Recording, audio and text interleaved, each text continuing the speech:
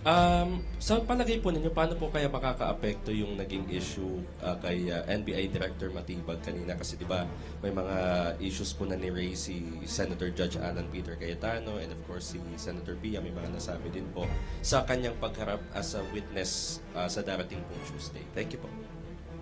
Well, I wish to believe that the issue raised earlier by the senator judges should be different from the subject matter of his testimony. No? I hope that they will be able to distinguish between the issue raised earlier and the fact of Attorney Melvin Matibag testifying on Tuesday. No? These are two different concerns. Director Matibag will be testifying on the allegations of threat against the respondent, while the question that was raised kanina is with respect to his pronouncement on the upcoming investigation on some infrastructure program concerning SEA Games, no? And kanina ko rin lang nalaman, it was Senator Judge Alan Cayetano pala who was the chairman of that committee during that time, no? Nevertheless, I wish to believe na the senator judges will be able to separate these two different concerns. Alright. Good afternoon, prosecutors. Earl Tobias po, IBC News. Prosecs and counsel, apart from knowing when to start, is this also knowing when to move forward? As we understand, the next article is the heaviest in terms of documentary evidence. Hinog na po ba ang panahon para yung mga dokumento naman na hindi nagsisinungaling ang dapat isalang at makita ng taong bayan? Thank you po. I believe there are two significant reasons why we are moving towards the next article, no? For the purpose of presentation of evidence. First ay yung sinasabi namin kanina, kompleto na. Tapos na-establish na ang mga ebidensya in support of threat. With the exception, of course, of our last witness in the person of Director Matibag, who will be testifying this coming Tuesday, no? But after the conclusion of the testimony of the NBI Director, it is really our position that we have established already completely, thoroughly, the case of threat or the allegation of threat, de-stabbed and having contracted an assassin as constituting impeachable offenses under the ground of culpable violation of the Constitution, high crime, and betrayal of public trust. The second reason is dahil kompleto na tapos na yung nauna, we should not waste the time of the impeachment court. We have to proceed immediately to the next article in accordance with the order which we submitted to the impeachment court. And the next is confidential fund. Similar to the first article which we presented, we are equally confident.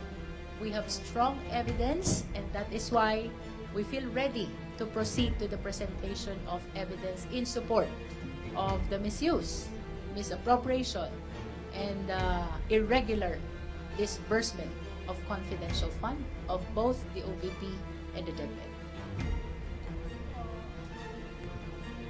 Yaneska? Kindly pass the mic to Yaneska. Good afternoon po.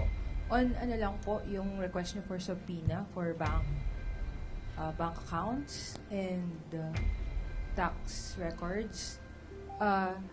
Kong Chel Jokno cited nung Corona trial, the Senate Impeachment Court issued subpoena sa bank officials and at least, I think, 2 peso accounts of then CJ Corona. Given this precedent na sinight niya, meron po bang elbow room ang Senate Court to deny your request given na may ganitong precedent? That is actually a prerogative exclusive to the senator judges on how they will be voting on this issue, whether in favor of the validity of issuance of subpoena or legality of issuance of subpoena or otherwise. That is an exclusive prerogative that belongs to the senator judges. But let me share with you, there is a concrete basis dun sa sinabi ni Kong Chel Jokno because it is actually in the Senate rules itself. If I am not mistaken, that is Rule 50, Section 136. If there is no rule applicable to a specific case, legislative precedent must be applied. At yung ini-invoke niya kanina, during the Corona impeachment, the impeachment court allowed extensive discussion about preterm documents. Sorry, ma'am. What do you mean by preterm? Sorry. This pertains to acts or omissions which happened prior to becoming an impeachable official. By illustration, 22 naging impeachable official, it means that documents pertaining before 2022, our position, they are still relevant.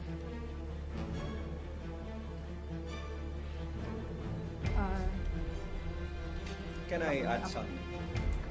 Ang impeachment ay isang constitutional process. At ang konstitusyon, ang pinakamataas na batas sa ating bansa. Walang regulasyon, walang pangkaraniwang batas ang makakaangat sa ating konstitusyon. The constitutional process of impeachment being the highest form of inquisition in the country.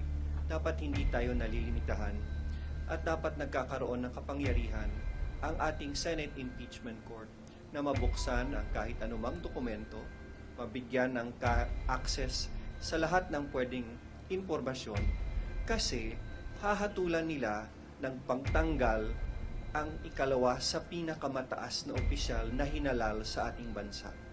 The access to information is the most important thing so they can say that there will be an impartial judgment. Magiging patas lang at balanse ang kanilang pagdesisyon kung magkakaroon sila ng pagkakataon makita ang lahat ng ebidensya at dokumento at walang regulasyon o kahit anumang batas ang dapat humarang dito. At sana maanyaya natin ang mga senator judges na huwag nilang sanaying malimitahan ng isang simpleng batas ang kapangyarihan na ibinigay sa kanila ng ating saligang batas. Yeah, just quickly. Aside from the fact that there was ruling already made on this matter in the previous impeachment proceedings, so dun sa Corona kung saan pinayagan buksan ito, as pointed out by Kong Shell a while ago, this is also, the exception is based on the law itself, the Bank Secrecy Law, no, na pinapayagan talaga yan sa impeachment proceedings. And even the foreign currency deposits, meron din maliwanag na Supreme Court jurisprudence yan na sinasabing that is not absolute. If it causes injustice, pwede pa rin yung buksan.